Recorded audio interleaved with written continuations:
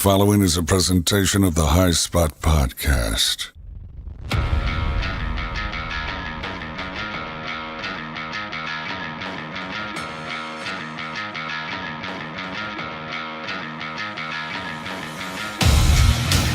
Making their way to the ring, talking about the world of professional wrestling, the team of Jeff Martin and the Trendsetter, Brian Perga, the Jersey Wrecking Crew.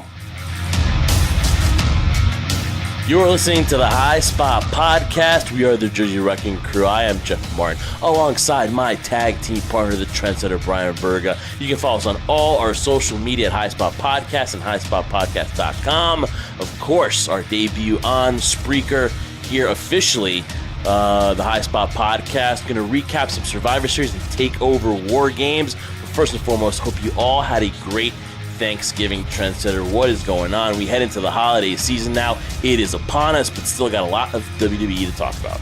Not only WWE, a lot of professional wrestling to talk about, because if you had your fill of Thanksgiving feast, you're going to have your fill of professional wrestling and all the news we talk about here on the High Spot Podcast, Jeff. I mean, it just seems like every single week there's something new to dive into, which is great. Gives us a reason to talk to one another, but also just something to dissect and something to break down, because the huge bill that we were talking about was about Survivor Series, closely leading to the road, believe it or not, guys, to WrestleMania. Yeah, you know, usually it's the Royal Rumble, but now just so much in the WWE to talk about. And like you said, Survivor Series, TakeOver.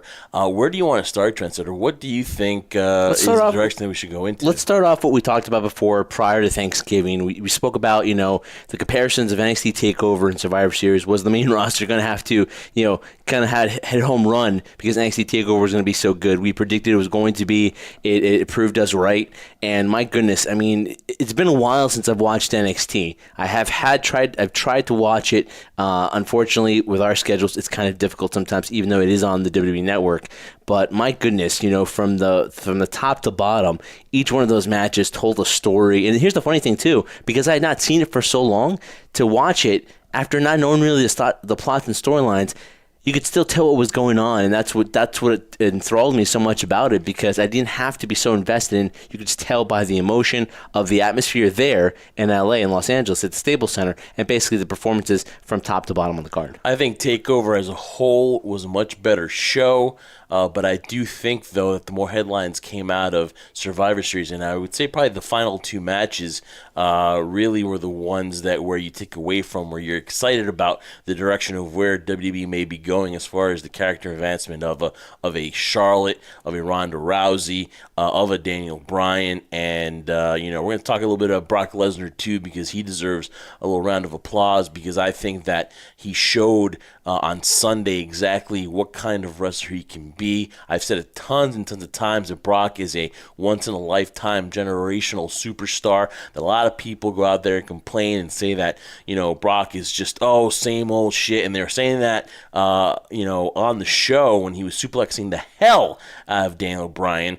But, you know, once again, though, they kind of had like that AJ Styles match from last year where AJ Styles was able to make a comeback. So does Daniel Bryan. So we'll get into that, and I'll show you why. I'll tell you why I think Brock Lesnar should be more respected. But again, though, I believe that TakeOver as the whole was a better show, but the two headlines are those two matches from Survivor Series. I think that's what everyone is talking about. So let's go really quick to NXT TakeOver, though. Let's talk about that. My favorite match, and it's tough because that War Games match was really good, but I'm going to go to Tommaso Ciampa and Velveteen Dream. To me, that was the match. I think that had a great story. I think that Ciampa shows again why when we do this top 10 wrestlers of 2018, when we head on later in the as we close the year out, I think Tommaso Ciampa is very overlooked, and I think that he will be in there in that top 10 for me at least of 2018. That was my favorite match.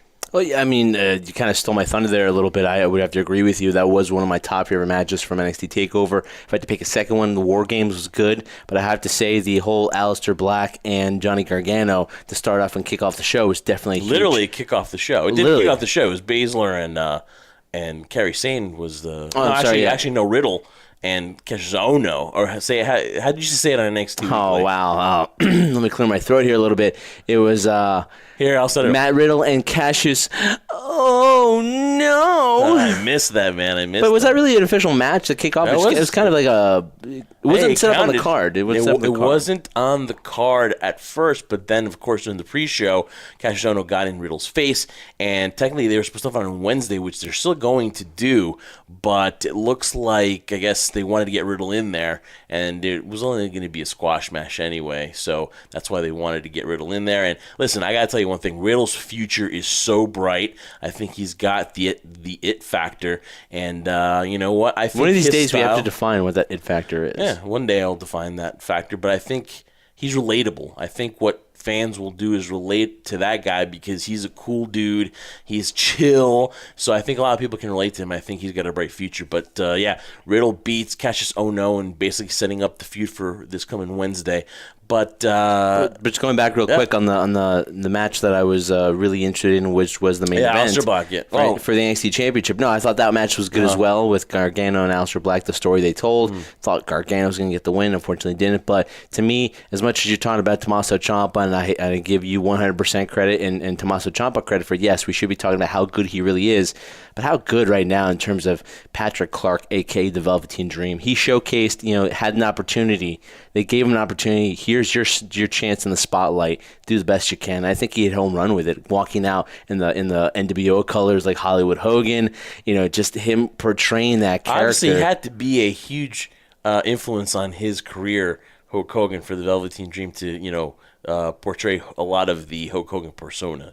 Not only persona, but he has a natural charisma about him, and he held his own against Tommaso Ciampa. It's not easy for one of the best people in NXT right now to stand toe-to-toe with somebody like that, and I wouldn't say necessarily outshine him, but he showed that he is a major player in NXT and maybe opened some eyes on the main roster. So I'm so happy for Patrick Clark, the person, because of what he's had to go through to get here, and now he's in the position he's in right now. So Velveteen Dream, a lot of rumors about him going to the main roster. We talked a little bit of it last time, whether Velveteen Dream would be the next one to get called up. There were rumors saying that there were going to be call-ups after Survivor Series, which is kind of weird, usually SummerSlam and WrestleMania. But we saw at Survivor Series that they were showing vignettes of Lars Sullivan coming to WWE, the Raw or SmackDown, don't know yet. He showed up, the promo showed up on both shows. Are you a little surprised that Lars is going to get the call over Velveteen Dream? I know Velveteen Dream's got an awesome future ahead of him. It's not if, but when he goes up to the main roster. I believe that Vince McMahon is just, again, land of the Giants. Vince McMahon sees something in Lars Sullivan, wants to get him up there, probably maybe a future foe for either McIntyre or Braun Strowman. Will definitely have a bright future, but do you think he should have gotten the nod over Velveteen Dream? I don't know. I'm still iffy, but I just think it's Vince's love for Giants. Well, we shouldn't be surprised, Jeff, because the mere fact that you just mentioned before, it's the land of the Giants. Now, if he does go to Raw, it's just you're just filling up that land of more Giants and more monsters, as opposed to, I think he'd be more beneficial going to SmackDown. He's isolated. Nobody's really there to compete with him one-on-one, so he could be that dominant force on the SmackDown Live brand. But no, it doesn't surprise me. Do I think he should be there? It's my opinion. I think he still needs more work. It would be nice to see him, similar to how we talked about. I'm Canadian. We talked about somebody like Apollo Crews and how much he needed more work in NXT to kind of build up that name so he wouldn't get lost in the shuffle. And I don't think he's going to fall into the same trap as Apollo Crews did. But at the same time, you're putting somebody in the spotlight just mere for their size, their presence. But at the same time, are they ready? Will their character be there? Will they be able to adjust to a big fish in a small pond and now to an ocean? We'll see what happens. But I'm not surprised at all by the move. Get to War Games, which I liked it at first impression. I was there. I was clapping through everything. I had it down muted. I was working, so I was kind of, trying to watch and trying to work at the same time. But what I was watching, I liked what I saw. I think that they gave it a hell of an effort. I think that the Undisputed Era is really good. I really can't say anything negatively about Adam Cole, baby. I can't say anything bad about Roderick Strong or Kyle O'Reilly or Bobby Fish. War Machine, I'm going to call them War Machine, War Raiders. Yes. One of the most impressive tag teams. And I just always find myself thinking, man, these guys are so good, but if they go on the tag team roster division on Raw or SmackDown, they're going to get lost. I love them on NXT. I love what they're doing. They're so athletic. If you haven't seen them before, go watch a Ring of Honor match. Go watch a New Japan match with these guys. These guys are legit. They showed how great they are. They're so quick. They're so agile, so athletic for guys of their size, and they're very impressive. Ricochet, what can you say about Ricochet, man? He's got those flips. That was amazing. Mauro Ranallo can just, he can probably promote paint and drying, and people still pay to watch and get excited over paint drying. And Pete Dunne, this is a smaller guy. This is the UK champion, but man, they push him like a giant here. They really love Pete Dunne too. So all in all, they did a great job. But again, the critique is here, did it live up to last year's? I think this is better than last year's, but still, I don't think I'd outshine that match between Gargano and Velveteen Dream. Oh, yeah, no doubt. To me, that was the match that everybody wanted to see, in my opinion. That's the one that stole the show, theoretically. But, yeah, I think this one superseded the first one. The only thing that I question out of it is, of course, you have Undisputed Era against the War Raiders. I guess I'll buy into what they're saying. War Raiders, Pete Dunne, Ricochet. And, with that being said, what I'm concerned, if I focus just on the War Raiders themselves, you're looking at a team that can, be so successful in NXT, because right now you look at that tag team division, you know how much I love tag team wrestling, Jeff. It's depleted in a way. There's really nobody there to compete. So when you see the War Raiders against a team like the Undisputed Era, that's an interesting storyline right there, but there still needs to be more foundation underneath that tag team division, because like we've seen with the Revival, we've seen with all the tag teams that have come up from NXT to the main roster, they just get lost in the shuffle. So it really comes to the debate that, there's no doubt you said they are legit, but after this, we see how they build within the months leading to WrestleMania TakeOver in New York, in Brooklyn. And it's going to be interesting to see, will they be a team that gets called up early? I don't know, but I would prefer them not to get called up, because they'll just flourish in NXT more than going up to the main roster. And a team as good as the War Raiders, aka War Machine, does not need that to happen. Ricochet, there's only one of a kind of him, and to me, I think it's just a matter, as much as the Undisputed Era is a dominant force in NXT, it's a matter of time before Adam Cole, as you say, baby, will be called up most likely to the main roster, because he's a star in his own. He is a singles competitor, and you know what? I would like to see that North American title defended every once in a while too. Yeah, and it's kind of funny where a guy like Lars Sullivan wouldn't fit into this picture, because they're just so loaded with guys here going for each title. I mean, the North American Championship, you still have that Ricochet Adam Cole thing. Lars kind of didn't fit into that. And when you have a guy like EC3 that doesn't make the show, it just shows you how huge this roster is. And a lot of rumors about people joining NXT in 2019. Guys like Shane Strickland, which it's very exciting to see a guy like Shane Strickland go to maybe NXT. Guys like ACH. It's going to be exciting, but you gotta see, maybe like we were talking about guys like Apollo Crews, maybe they just don't go and become that NXT champion that they should be, because there's just so much, and you have guys that don't make it all the way over there. They make it to the main roster. But again, though, from top to bottom, this is one of the best NXTs that they've done. They've always outdo themselves. The Baszler and Kairi Sane match, to me, they're just too much interference, too much things going around. I know they want to set up maybe a 6-woman tag team match maybe down the road, but I just think it was just too much. I would agree too. It was too much. It felt more like, in my opinion, a schmoz, in the sense that, yes, it was 2 out of 3. Schmoz, I love it. Yeah, you love that word. 2 out of 3 fall match, but at the same time, you're right. Just so much things going on outside the ring that it really depleted and took away from your focus what was going on inside the ring with Shayna Baszler and Kairi Sane, who have good chemistry together. But to me, it just kind of took away from the match, and the main focus was what was going to happen on the outside rather than what was going on in the match itself. Oh, definitely. And I also want to thank Brian Fritz and the Cheap Pops Podcast Network, because that's where we are. And this is our first official debut episode. We've been on it before, but now we can officially announce we're on Spreaker.com. We've moved over. You can still catch us on Blog Talk Radio, but you can also catch these episodes on Spreaker too. And we just look forward to that partnership. Of course, you still got great shows like Sports Guys Talking Wrestling, Cosmetic Geppetto, and Stick to the Gimmick. So I want to give a shout out to everyone there and everyone at the Chief Pops, and wish them a happy Thanksgiving. Hope they had a great Thanksgiving and holiday season. But now we go into the Survivor Series, right? Mm-hmm. And here we're thinking they're going to do the normal, one wins 3, the other wins 3, and then we get to that final one which determines it. Not likely was the outcome, because what they decided to do is make this a clean sweep for Monday Night Raw. The Raw brand is the more dominant brand. Raw wins the brand supremacy. Just thinking about this, and we're talking about NXT, and maybe NXT's the B show now, because I just don't see what the sense was to do a clean sweep if you're not going to address it on SmackDown either. Shane did not address it at all. Shane did not say there was going to be ramifications, and to me, they should have done that, because to me, this is just Vince McMahon saying, listen, we're going to clean sweep SmackDown, and now we're going to forget about talking about it. I still don't understand why SmackDown was made to look so inferior. You weren't the only one that didn't understand it, Jeff. I was the one sitting there with you, too, not getting why this was going on. There's no way, in terms of mathematically, as the event went on, that SmackDown was ever going to compete in terms of possibly tying it up or taking the lead. So, ultimately, in the end, it was a squash versus Survivor Series, and I can't understand myself the logic behind who was ever coming up with this decision. We like to think ultimately it's Vince to say, you know what, we're going to be dominant over SmackDown. When you would think, at this point, Jeff, you would think with the long history of Monday Night Raw, right, and they celebrated not too long ago SmackDown's 1000th episode, right, you think with all this, it would not hurt Raw, even in the mindset of, the A and B show, for them to get defeated by SmackDown Live. It would just bring more allure to SmackDown Live as we're eventually getting closer to the fact they're going to be on Fox Sports. So to me, it made absolutely no sense. Maybe it's just something that Vince wanted to laugh about and just do. Yeah, it has to be his own sick, twisted little ha-ha, Probably, that's the way I'm thinking. I do understand that, and then when you watch SmackDown this past Tuesday, you're like, man, I was like, this was such a mail-in. I mean, they're there all weekend. And now next year, Survivor Series is in Chicago, and now it's going to change where since SmackDown moves to Friday nights, it's going to be the whole start of the weekend is going to be Friday. So you get there Friday, you watch SmackDown, which is the go-home for the event, and then you get to go see TakeOver, then you get to see the Survivor Series, and then Monday night. So I think it's going to work.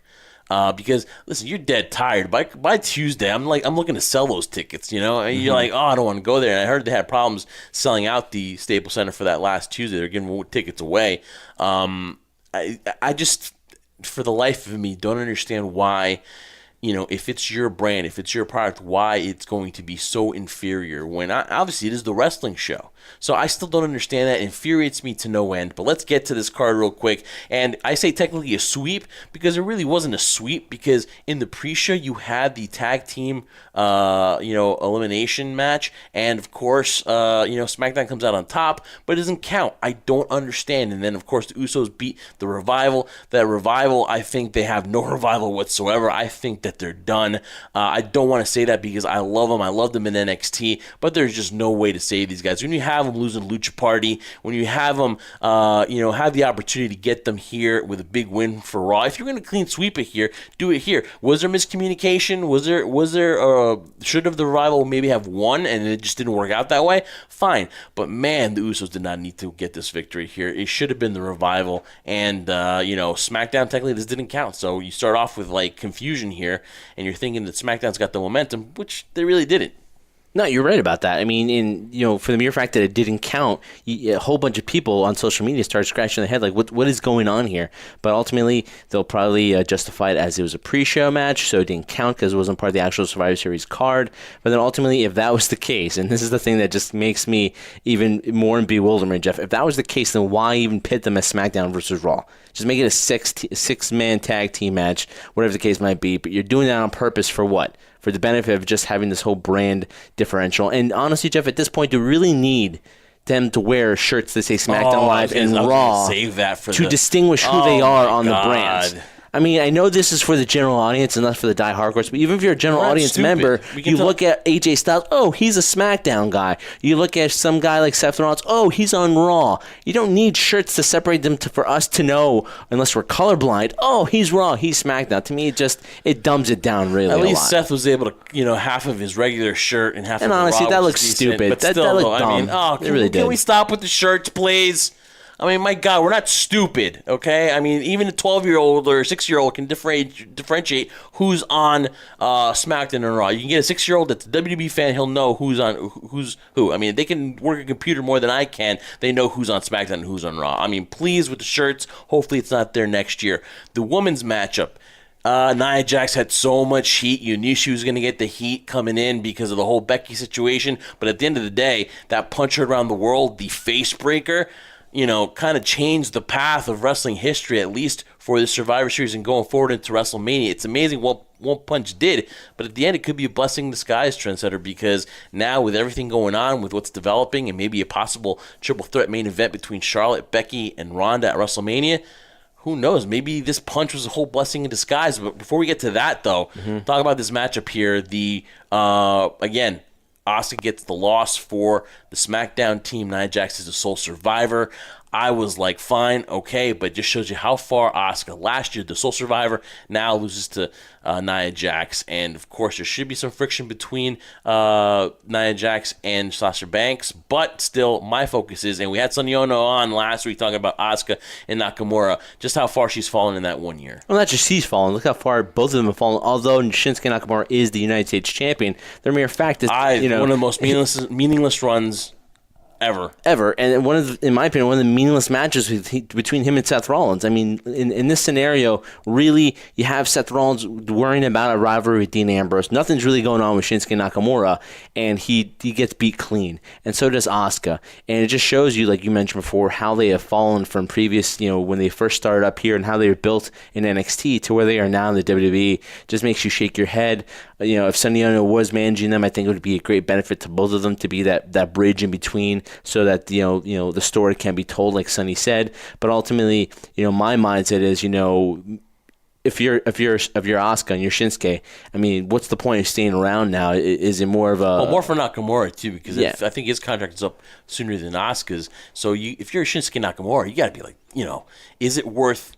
Am I making good money here? I've done everything in New Japan. Are there new challenges? Maybe there's new challenges. Maybe if you decide to go back to New Japan, you can take on a Kenny Omega now. Maybe you can develop a new story. But, going back to that interview with Sonya Ono, he really said a lot. It's about that American wrestling fan and relating to them and telling the story. And I think a mouthpiece is needed. A guy like Sonya Ono, too. So you made a great point. Guys, go back to that episode from last week. It's on our YouTube. It's on bodyslam.net. And it's also on highspotpodcast.com. A great interview with Sonya Ono. And I think he would help. Yeah, he definitely would have. And then if we're going to see, in terms of, you talked about before, a blessing in disguise for Nia Jax. Yeah, it's a blessing in disguise, Jeff, when you really look at it for Becky Lynch, Ronda Rousey, and now Charlotte, who finds herself in that type of triangle here that we could possibly see down the road, whether it be a Royal Rumble or Mania, depending how long it takes for Becky Lynch to recuperate from that concussion and broken nose/face. But you know what? It's not a blessing in disguise for Nia Jax, because you know what? Although she's next in line and will face Ronda Rousey at TLC for the Raw Women's Championship, can we really think and foresee that Nia Jax could be victorious and become a new Women's Champion and change the whole perspective of it? I think it works in terms of it's, she's riding that tidal wave of momentum, but that momentum isn't leading her anywhere different, because she's teaming up with Tamina Snuka, and I don't know where Tamina, yeah. Mm-hmm. Exactly, same thing. Tamina is very lucky that she's related to Nia Jax. I'm just going to say that because that is the only way why she's being associated with them. Yes, they make a tandem if they decide to do a tag team titles. If they want to do that, introduce them, I could see them doing that. But Nia Jax, their future is against Ronda Rousey at TLC for the Raw Women's Championship, so we'll see what happens there. But listen, it works for Nia Jax. She's taking advantage of this whole situation. She's become the face breaker. She's taking that heat. Staples Center was really, really on her, and she's doing what she's doing. She's taking advantage of what happened, and she's getting really heel heat. That's what she did. That's what she ended up getting. Yeah, she's gonna get that heat, but in terms of where it's gonna lead, only time will tell on that one. Yeah, but they just got to keep her. Again, they got to keep her in that persona, and we'll see what happens. And then, of course, we head to the match between Seth Rollins and Nakamura. And again, what all I'm gonna say is on this is that, great showing by Nakamura. But again, I was surprised there was no run-in by Ambrose, although it kind of wouldn't make sense if he, cost his own brand a win here. But then again, really didn't matter. They were going to go with a clean sweep anyways. That was Vince McMahon's idea. But like you say, Nakamura, just shaking my head. Another great match, but still not guy used his full potential. Yeah, I would agree, and I wouldn't go any further than that. Just a guy who had so much momentum going into the company after NXT, one of the hottest rising stars, and you even say to yourself, please don't mess this up. And what did they do? They eventually messed it up. Braun Strowman Bobby Lashley and Drew McIntyre were the survivors for the Raw team. You could see it coming a mile. Shane McMahon, amazingly, and I heard some rumors, and I saw stuff that he is very much diva in the background in the dressing room. That has to be about him. And when you take a look at these past two Survivor Series, when you take a look at Best in the World, which we still don't Best in the World. I'm talking about we talk about the Crown Jewel, that Best in the World tournament. He has that. He has that trophy there at ringside whenever he's there. I am just amazed why how do you not have a Randy Orton on that SmackDown team?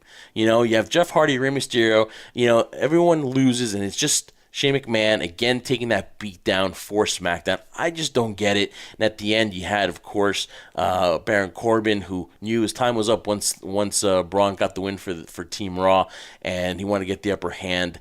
And man, I just don't understand why Shane McMahon always has to be in the match or the sole survivor or the only one representing SmackDown. The only way it could ever make sense to me right now, Jeff, for Shane being in the position that he's in at Crown Jewel, winning the tournament, Best in the World, really just wrestling one match when he didn't start the tournament, and then the scenario here we have at Survivor Series is that they're building up towards a heel fashion type of Shane McMahon now leaning. But they didn't show it on SmackDown. I'm like, they didn't show it on SmackDown, nothing. So maybe it's a slow build, but that's the only way you can logically, in case we're talking about logic in this business, that you can make sense of something like this happening. If not, then it's just a typical storyline that we see whether we're watching Raw or SmackDown, where something leads somewhere and they go a complete 180, or do a left or right turn, and then let's forget about everything else you just saw and let's go in this direction.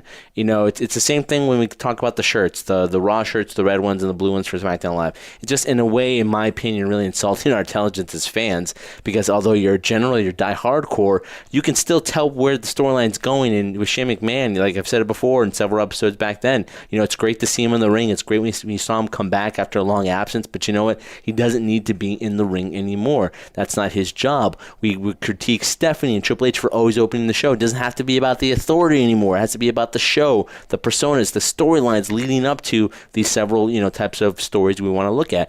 Same thing now. Shane's becoming that problem in a sense. Yeah, I mean, it just, again, they don't explain to it on SmackDown. Here we're thinking that Shane's going to punish the SmackDown brand. There's going to be some changes, but then we only get a comedy act, basically, where The Miz wants to team up with Shane McMahon. He wants to show him how good they can be together, and then,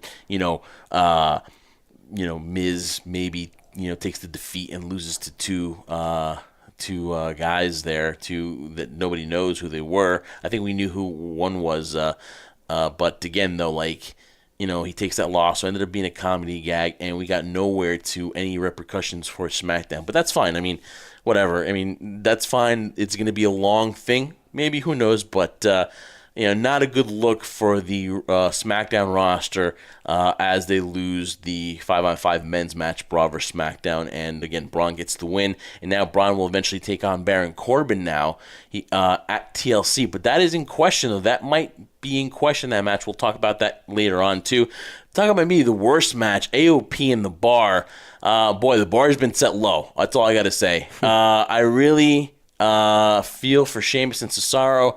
The Big Show should be this intimidator, this big monster. But again, it's a comedy act, and the funniest part of it was, basically Jake Maverick peeing himself. And, that dry, sophomore humor that Vince McMahon loves. They use that, and that's how AOP gets the win. Distraction by the bar there. So I don't know. I don't know what to say. AOP, you had to probably have them get the win. They needed a win to maybe validate their championship wins as the tag team champions. But again, just a matchup that I'm like, whatever. Yeah, I mean, that's basically how I got it, too, in terms of, this is something that could have been built up to something great.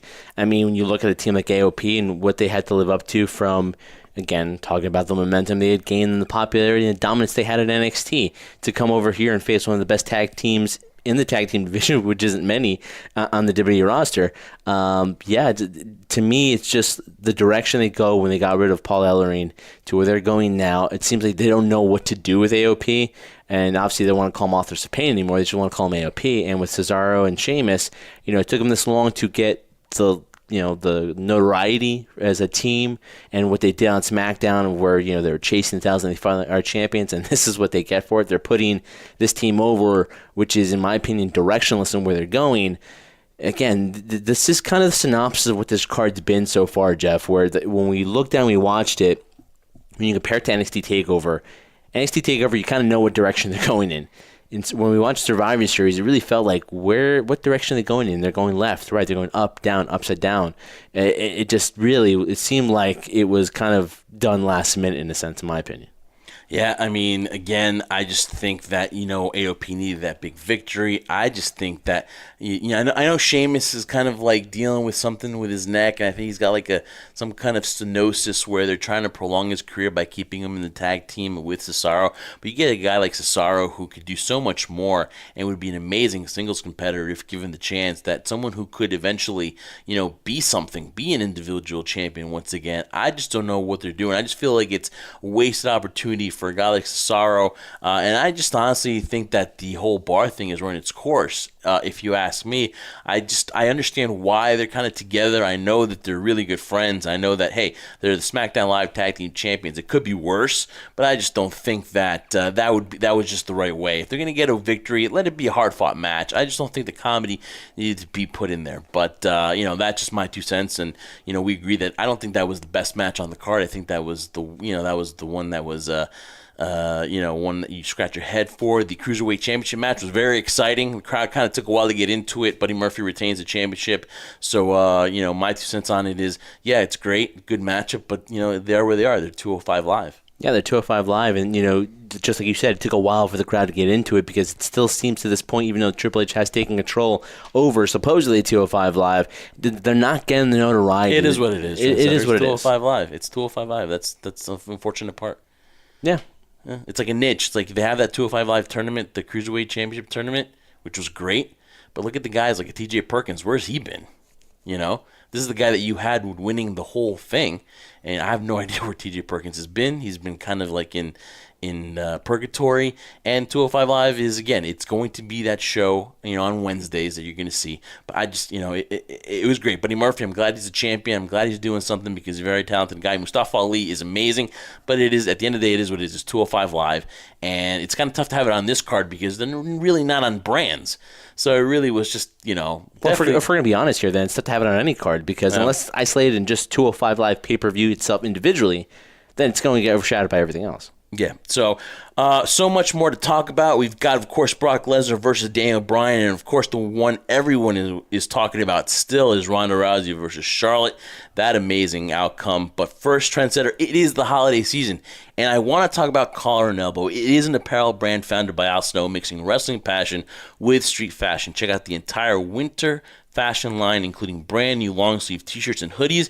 You got to go to collarxelbowbrand.com and save 10% on your entire online purchase just by entering promo code HighSpotPodcast, all in caps, just in time for the holidays. It's Collar and Elbow. All right, Trendsetter, Brock Lesnar versus Daniel Bryan. I'll get into this one because, of course, everyone's talking about Ronda and Charlotte, so we're going to end it with that. So let's talk about Daniel Bryan and Brock Lesnar. Had a lot of similarities to AJ Styles and Brock from last year. Daniel Bryan beats AJ Styles. There's a lot of talk about contract negotiations for AJ. That's what maybe the reason for the title change, or maybe that Vince wanted to see, just change it up because we already seen it last year. But Daniel Bryan is a champion, and he gave a tremendous effort here. And I think, man, give him credit for taking all of those suplexes. It was kind of tough to watch. It was tough to watch. I will say it was very uneasy watching Daniel Bryan take all those. But listen, you knew it was going to happen. You knew at some point he was going to get beaten. The barrage of suplexes that he took was amazing. And he had to come back. And you had that belief in that match for a split second that Daniel Bryan could get that submission victory. And when he had him in the yes lock, and you saw, Brock Lesnar's facial expressions, that acknowledgement at the end, he's like, "You little bastard," he's like, and he had Paul Heyman down there adding to it, saying, "Brock, you almost lost," whatever. It was a really good match, and I think that some fans may not like the outcome, but still, you got a dream match in Brock and Daniel Bryan, and, it's going to be interesting to see where Daniel Bryan takes his character. He feels like the fans have abandoned him, that they moved on, and it's all about his dream of the WWE Championship, and that's where he's going. But I got to give Daniel Bryan credit and Brock Lesnar here because this was, to me, a very good match. Yeah, if we're going to focus on that, yes, I would agree. It was a good match. Was it a great match? No, by no stretch of the imagination. And if we're going to do like Dave Meltzer, I'm not going to give it stars here because we no don't need to we give don't rate stars. We just say good, very good, great. And, exactly. Yeah. But it was a good match. It told the story and told the story of the dream match that everybody's wanted to see for the longest time. And then, unfortunately, due to injuries, Daniel Bryan couldn't be part of it. You said David versus Goliath. There you go. That's it. But the scenario here felt a little different, though, because although the scenarios and the circumstances in which Daniel Bryan won the WWE Championship over AJ Styles in heelish fashion, it seemed more like people were rooting for Goliath to destroy David. And that's what it felt like in this match as, Daniel Bryan made his comeback. And, I'll give a tremendous amount of credit, Jeff, to Daniel Bryan and his intestinal fortitude to deal with that. After that first suplex, we thought he had injured himself. He's had neck problems before. He's had concussions. That first one was That first tough. one was bad. The crowd was quiet. You could hear a pin drop in that building. They thought it was really, really bad. He does his comeback. The crowd's not getting excited because now it seems like there's a possibility where it could turn the other way. And, what I take away from this all is the great effort by Daniel Bryan, but more than anything, what I take away from it is, the performer and entertainer. As much as people want to say he's a guy who goes out for the money, he's all about the money. He is a performer. He's all about the money. He's all about the money. He's a but mercenary. when it comes to doing business and doing something in the ring, I mean, this guy will bang his own head into a steel post voluntarily to sell it and to make it look more legit. So although you're paying him X amount of money, you're going to get your money's worth out of Brock Lesnar, and you got that in this match because he made Daniel Bryan, no offense to Daniel Bryan, but he made Daniel Bryan look really good because he showed that emotion and he put himself in that vulnerable spot that if you're Brock Lesnar, why are you going to do that? And Brock is stiff as hell. There's no question he's stiff, and he's had some errant elbows, whatever. But Brock Lesnar, if he's stiff with you, you can be stiff with him until you get to a point. Those boots, those kicks to the head, he had Daniel Bryan's boot imprint on his face at the end. Yeah. So if he's stiff with you, he'll let you be stiff with him. And that, to me, is why Brock Lesnar, he gets it. He gets the performance. He gets that. And that's why, to me, listen, Trendsetter, he's had a career before this. People remember this Brock Lesnar, because he's taking on the Bronze and the Roman Reigns, and he ended the Undertaker's streak. And he does 25 suplexes. But that's how he's booked. When they say same old shit, it's because that's what Vince McMahon wants. Exactly. And people tend to forget that he had a career. He had a very successful career early on. Kurt Angle, WrestleMania 19. The Rock at Survivor Series, SummerSlam. Undertaker in the Hell in a Cell match. Eddie Guerrero. The man can go. Chris Benoit. He knows how to tell stories in the ring, and that's what people tend to forget. And you saw that in this match. And this is why you said early on during the show that, as much as people, want to poo-poo on the fact that Brock Lesnar is the Universal Champion, the title's not going to be defended, wah. Again, you get your money's worth when you see Brock Lesnar because he can carry it to the point where he is worth the price of admission. He's a once-in-a-lifetime athlete, and he has that experience that people tend to forget. He has the psychology. And he knows legit. the mental He's a fighter. way of telling a story in the ring. And like you said, he's a legit fighter. So, kudos to Brock Lesnar. That's my rant on Brock Lesnar, and you can roll your eyes, you can say whatever, but because you do that, you're getting sucked in. You're the mark because that's how they want him to be booked. So when you're yelling same old shit, when you're saying, oh, Brock, he takes the title, he doesn't show up on Raw, you know what? Big freaking deal. That's how he's booked. He's a once-in-a-lifetime generational athlete, and he should be treated as a special attraction. When he's gone, you're going to be asking, where's Brock? Oh, remember when Brock did this? Remember? He's a legit WWE UFC guy, and you know what? Whether he wins or loses against Daniel Cormier, whenever the hell they decide to have that UFC fight, he's going to be, if he wins, could you imagine? He will be the greatest WWE champion of all time. Yeah, he would have been, and that's the way they're trying to build it up towards. But you're right. He's, and I hate to make this comparison. I'm sure people will be like, you cannot do this, but he's the modern day version, in my opinion, of what Andre the Giant was. When you see him, because he's not around all the time, you want to go see him because you don't know if it's the last time you're going to see him. It's like Paul Heyman used to say, if you had Christmas every single day, which we're building up towards Christmas or WrestleMania, it'd get boring. That's why WrestleMania is once a year. That's why Christmas is once a year. That's why these special attractions happen only very few and far between, because when they happen, they mean something. And that's what Brock Lesnar is doing right now. Yeah, definitely. And, you're so correct on the whole Christmas theory too. And now, Trendsetter, my question to you before we get to Ronda Rousey and Charlotte, I want to ask you this because this is my feeling on this. I think as a writer now in WWE, I need to be very careful the way I write things because the way I make things out to be, I can easily make a heel into a babyface right away because it seems like now the way society is, the way that we are, this is definitely in the Attitude Era with Stone Cold Steve Austin. We could relate to the boss versus the employee relationship where you've always wanted to, one point or another, you wanted to take your boss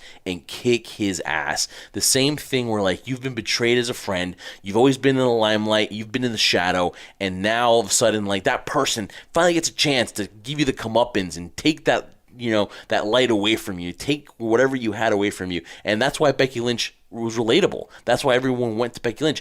Can you as a writer maybe book something where you're like, you know what, I accidentally just supposed to go this way, but it went the other way because the fans now are just very hard with these areas of gray?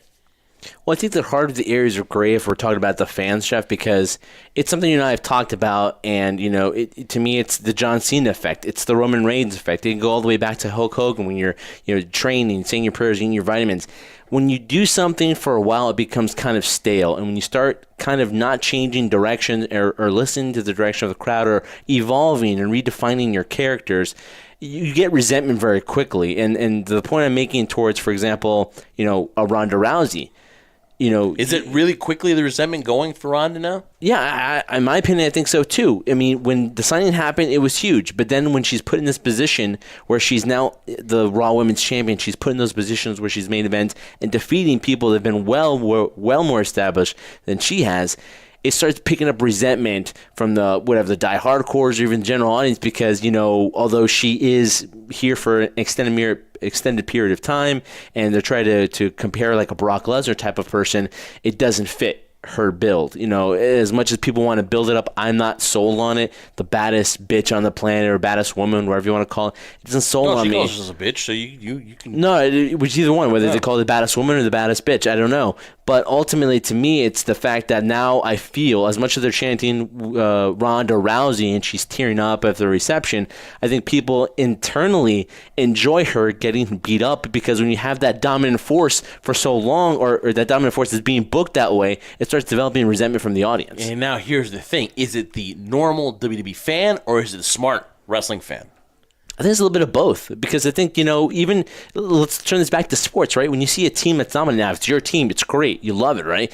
But as soon as you start loving the sport, you start getting angry with that type of team that's constantly winning. Everything looks easy to them. Everything is supposedly handed to them. Now, I'm not saying things are handed to Ronda. It comes to that appearance, but she's worked really hard on it. She had a great match with Charlotte, I think, did really good. But ultimately, regardless of all that, people don't feel she deserves to be in that position. So when they see somebody like Charlotte, like Becky, stick it to her, even the Bellas to that extent, they root for that because you know what? As much as you're a dominant force, and this is what happened to Roman Reigns, Jeff, he became so dominant, the fact that he wasn't relatable anymore. With Hulk Hogan, you had that sense of vulnerability. You had that sense that you rooted for him, and every single task seems to be insurmountable for him. But eventually it got stale because you knew where it was going. Hogan was always going to win. Roman's always going to win. Cena was always going to win and kick out strong on two. And now Ronda seems to fall into that same pattern where now I feel that's where the resentment. Not even a year. That's the resentment because there is no relatability. They're building her up as a Brock Lesnar, but at the same time, if for Ronda Rousey, you need to relate to the audience. You need to connect with them. And when you start feeling the fact that, the machine is now putting her in this position, the resentment starts, and now they want to see her get her up and coming, which she did at Survivor Series. See, but I thought here where the whole Charlotte Flair thing, she was getting kind of stale a little bit. Yeah. Right? But I don't think that we were being force-fed Charlotte. I think it was just all natural with her success because she was that damn good. I think the character was force-fed because a lot of things she said and how she came out. Because here's the thing that always annoys me is when you see the history of how things are built up and then they ignore the history in the past of how it was.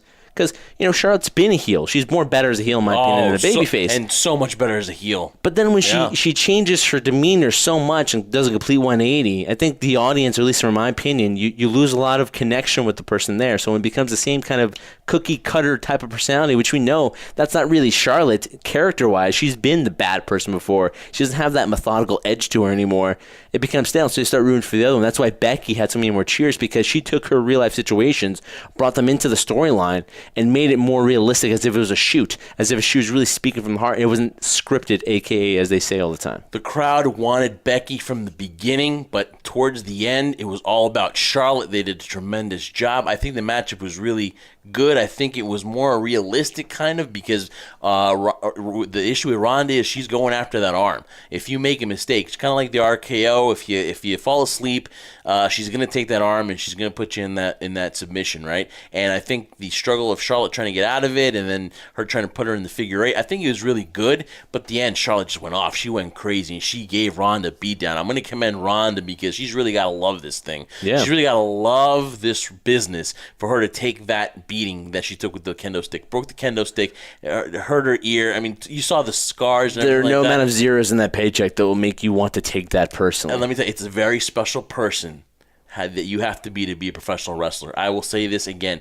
For you to take that knowingly, just like Daniel Bryan, when he goes into that match, he knows he's going to get his ass kicked. He knows for at least a good 15, 20 minutes, he's going to get the hell beat out of him, right? And you know that because you're a wrestler. That's the story you have to tell. It. Ronda Rousey, when you're telling her there, she's got to have this passion for this business. So I commend her highly on it. I commend her that her wrestling is getting better. But you're right, I do get that fact where, like, hey, listen, that whole thing where you're giving the little T-shirt or the glasses to the fan, and when you're like almost tearing up when you're walking in, that to me can sometimes be a little bit of a, you know what, it's starting to get stale. And let's go back real quick to the fact that they've been building her to be very strong and dominant as she is, as this type of, immovable force, and, like a Brock Lesnar type of athlete. Let me ask you a question. After the beatdown, after she got beaten and looked, for the first time in her debut since she started here in the WWE, looked very vulnerable, because she really got herself beat up. She got her ass handed to her, if I have to say that. Did you feel a sense of, sympathy for her? Because honestly, I didn't. I didn't feel sympathy for her. The Staples crowd didn't show any sympathy whatsoever. They were thanking Charlotte. So did WWE live up to what they were going to do? Because you could definitely tell they're building this to have people relate more to Ronda, feel more sympathetic to her, kind of place her in terms of an underdog type of thing, which she hasn't been booked that sense. It's funny, man. And it didn't work. It's funny to me because they're pushing Becky. They're pushing Charlotte. This was her push. This was to get Charlotte over. And Ronda on Monday night comes out, and they have to make her look strong. They even made her look strong because that chair shot that he took on her neck, she walked away from it. She walked out on her own power because they have to make her look strong. Then the next Monday night on Raw, she looks strong. She does it do more Mickie harm James. for her? Because people have been talking to me about how that's more of like a Stone Cold Steve Austin moment at WrestleMania 13 when he passed out to the pain, was bleeding on his face, and then walked out limping. No, it's a big difference. Becky had that Stone Cold moment on Raw. Did Ronda have that type of moment too? Did you look at Ronda as like, wow, she's really tough because she's able to walk away from that? I thought that was Charlotte's moment. Mm-hmm. At no point, all I give credit for Ronda is that her wrestling's getting better, and she took a whooping like no one has taken a whooping in a long time, especially for Ronda Rousey, somebody who's on the plateau that she's at as a female performer in the UFC. For her to take kendo sticks and chair shots, it's very impressive. But I think, again, at the end of the day, I'm going to remember more. It was Charlotte's getting over. Charlotte's going crazy, and then Becky. To me, the Stone Cold Steve Austin moment is Becky's from Monday night when she got busted nose. So and it was a good match, and they did what they wanted to do. They got Charlotte over, and now when we head into WrestleMania, we're still 4 months away. But now you have a lot of ways you can go with it. You can go with Becky versus Ronda. But again, this whole Charlotte thing, I don't think they've built her up this much for her to be in the sidelines in a secondary matchup. I think they've got plans for making this a triple threat match. And not only that, a triple threat match, but the main event of WrestleMania 35 in New York City, which tickets went on sale and it's almost sold out.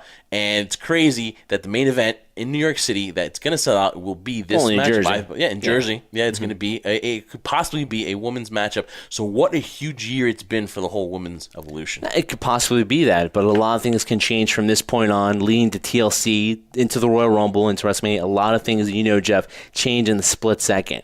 Something you had mentioned to me watching the pay-per-view, and I want to ask you this question now as we're here on the show, because we talked about while we were watching the pay-per-view. With all this being done, right, with the whole talking about Charlotte and what she did and how vicious she was against Ronda, does this steal Becky Lynch's heat? Yeah. Can Becky Lynch recuperate from this and find herself in a triple threat match? Yeah, you didn't see her this Thursday. Why do I keep saying Thursday?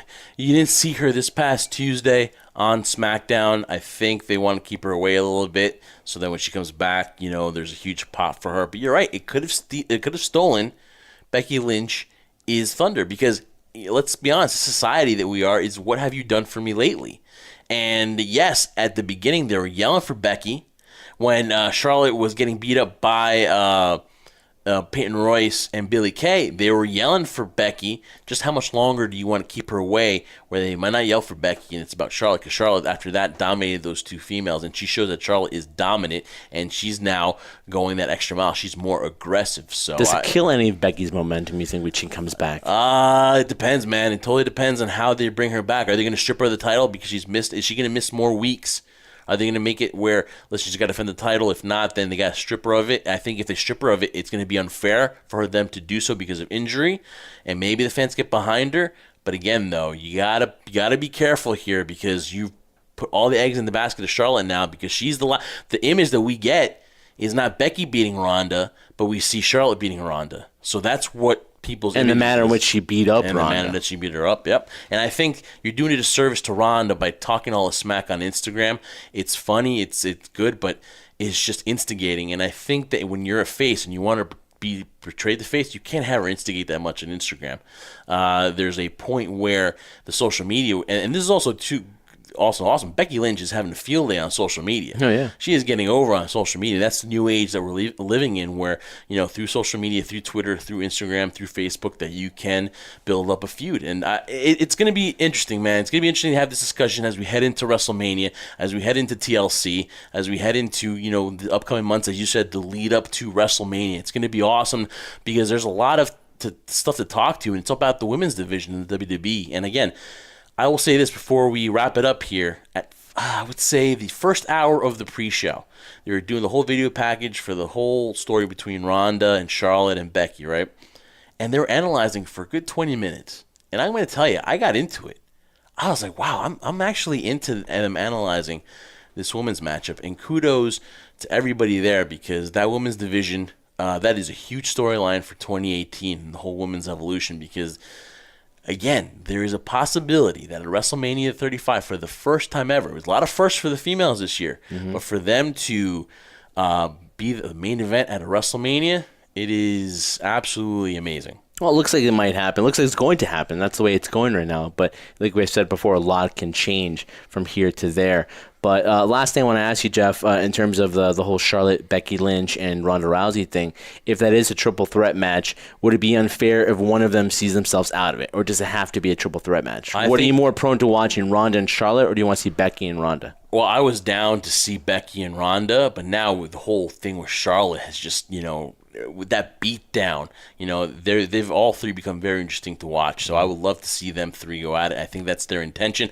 I don't think they want to forget about Charlotte. That's why they had Charlotte do what she did this past Sunday on Survivor Series. But again, it's just all tremendous. It's all leading into an amazing road to WrestleMania here on the High Spot Podcast. We look forward to being a part of that as well as we have that build to WrestleMania. So much more stuff going on in the world of professional wrestling, but Survivor Series and TakeOver were the talk of this whole week.